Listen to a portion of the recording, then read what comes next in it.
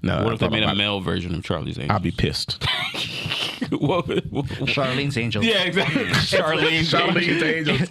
Hey, what's up, you guys? So I'm coming to you with another video, and again, this is another segment clip from the Killing Tyme Podcast, in which I recently did an interview.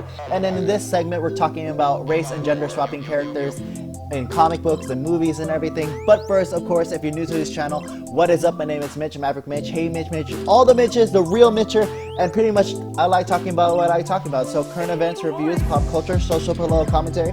Be sure to check out all those videos as you're finishing this video. And again, this is coming from the Killing Tyme Podcast. I'll link everything below. So go ahead, check out their links, check out their videos, say what's up from Mitch Lozada. And again, big shout outs to Corey, big shout outs to Broderick for having me on. I totally had a blast.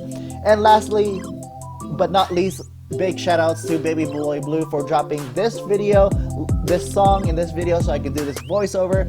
Again, just showing some love to my fellow YouTubers. And yeah, with that said, we'll just get straight into it. So yeah. I think this Mitch brought up a good topic, and it might be our real combo of the day. Race, gender, swapping characters in movies. When does it work and when doesn't it work? You brought this up to us, so go ahead and give us some background on this. Yeah, so I went in a conversation just with friends about this, and originally, if I were to be someone like 5 years ago, I would probably like stay true to content. Like any deviation is not good type of thing. But I think I'm starting to open up and be like, if it works, it kind of works type of thing. And sometimes it doesn't work and it's not appropriate, whatever. But like, let's go with like a Jason Momoa, right? Aquaman, right? Yeah. I think he fits the character, Okay. and I like his character of Aquaman and Arthur Curry, and they also bring this attribute of like Polynesian into it, and he builds that into his own character, right? So in that ways, I like this, I think it works.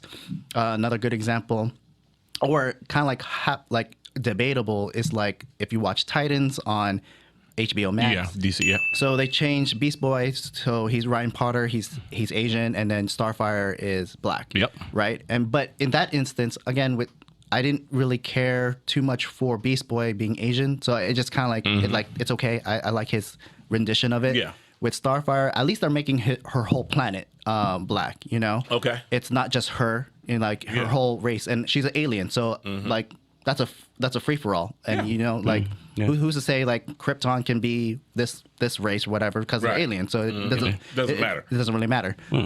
My problem is when they do things if on like AMC. They take Anne Boleyn, who is an English queen, I think married to King Henry VII. I forgot. Don't quote me on this one. But she's a real life character, and they race swapped her for someone who's African American black. Okay. So you mean like Cleopatra being cast as Elizabeth Taylor? Kind of, as a white woman. Yeah. Okay. So for that, I feel like since this person was alive, even though you're making your own world, I guess, or your fictional interpretation. Yeah.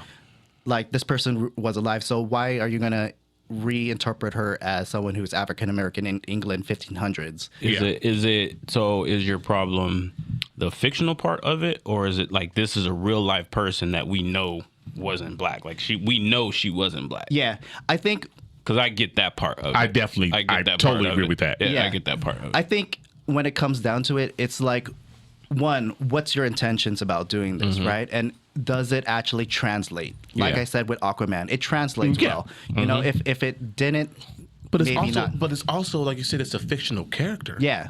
So like no, that's a real life character. Well, Aquaman? No, not Aquaman. I'm thinking of Aquaman, like you're saying. I'm thinking of Aquaman. Aquaman's a fictional character.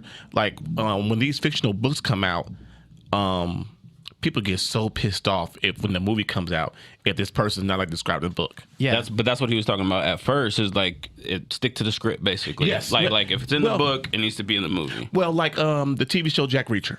I don't know if y'all the TV show. Okay, well, I guess these were books. Yeah, and people were pissed off when the movies were made that Tom Cruise was cast because the guy in the movies is said to have arms like tree trunks, like a big dude. Yeah, like he's like 6. He's in the books. He's a mountain of a man. Yeah, and then you cast Tom Cruise, who's 5'5", shorter than me. Yeah. You know what I'm saying? Yeah, and they were pissed off. But in the reboot of the TV show, this guy is huge. Yeah. I mean, this guy is 6'5", 6'6". So they're not sticking to the same style of guy. Basically. Well, in the book, they are, from the book to the TV show, they were. But not in the from movie. The book to the movie, they were not. And people were pissed about that. Right. I feel that real characters, historical characters, you should be portrayed in what you are. Yeah. If it's a black guy, white guy, Filipino guy, Mexican guy, be portrayed in who they actually were. Yeah. There's too many actors and actresses who are talented enough to play these roles. Absolutely. Where you don't have to switch it. Yeah. Absolutely. You know what I'm saying? So that's my take. Do you think, like, when they do that, when they do switch it, or even the fictional part of it, do you feel like it's a little bit of pandering in a sense? Oh yeah. I think, like, let's say you go to the Ghostbusters female remake, right? Like, I think that was just a like. I think it was very gimmicky, you know, like same thing with Ocean's 8 when they did all the female cast. I think it was kind of like a like I was saying, what's your intentions here? Are you trying to empower women, or are you just trying to do like a gimmick just to like, okay, we're just gonna do this just so like it's like a new female version, you know? So I think that's where my problem is. Like, are you just doing this just to do it, or like, are you actually? Is there a reason behind it? Yeah. Because I guess to that point, like, they did a whole, I guess, you know, scene in Endgame with all women when all the girls were fighting. That didn't feel like pandering. That was, like you just said, that's a scene where you're empowering women in a sense. But when you make movies that are just, you know, we're gonna have a all female cast, like, seems a little bit much. Well, in ways it works. I mean, in ways it worked. I was gonna bring up a horrible example. But Charlie's Angels, was originally a female TV show. It's all women. It's all. But I'm saying it started as a woman TV show and it continued as a TV show. That's why I said it was a horrible example. Now, what if they made a male version of Charlie's Angels? I'd be pissed. Charlene's Angels. Yeah, exactly. Charlene's Angels. Charlie. Episode name. Yeah, Charlene's Angels. I like that. Would you be pissed if they made a black 007? So I know there's talks about like Idris Elba out as it. You know, I think more to me, he needs to be British. Right? Okay. I don't. If you're gonna cast an American, I think I would take more issue with that than having someone who's black play him. I would actually take more issue if a female took on 007. Well, they did in his last movie. They did. Well, she took on the 007 the persona, the code name. Yeah, yes. her call sign. Yeah. 007, but her name was not James Bond. No, it was not. So I would take issue if they did like Jamie Bond. You know, like this is someone who's having the same character archetype, but we're changing the person to Jamie right? Bond. Yeah. But if they made James Bond black, I don't think people would have an issue with that. The English would. Maybe the English. I don't know. The English would. I think for me, you have to still take at least some of the character to truth, right? Yes, I totally agree. Very spy, very person who womanizer, even you know, someone who drinks martinis, whatever, shaking that stirred, right? So I think there's levels in which you have to somewhat, like I said, stay true to the source material, right? Okay. So I like the fact that you said as long as he's British, I think it's fair game though, because that actually would make a lot of sense though. But Daniel Craig, was Daniel Craig British? He's definitely British. Yeah. Oh, okay. So speaking of that, I'm kind of a tangent. Do you have a problem with these British actors coming over here doing I ain't gonna say taking our roles, but you know, like the guy from Snowfall, he's British.